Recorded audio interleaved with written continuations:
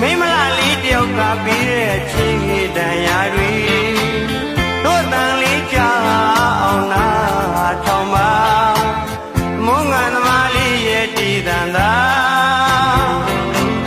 တွင်တော်တွင်အေးရင်တပုတ်ကမှာပဲမှတ်ပါလေရင်မဖျားလေးရဲ့စိတ်နဲ့စိတ်နဲ့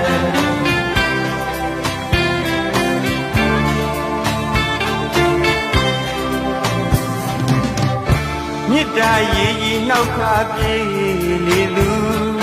မစင်ကားလေးရှိတဲ့ရက်ကကြားနိုင်ပါစေတန်ကရာရဲ့မင်းရဲ့တဲ့နဲ့တို့ကိုကြည်စေ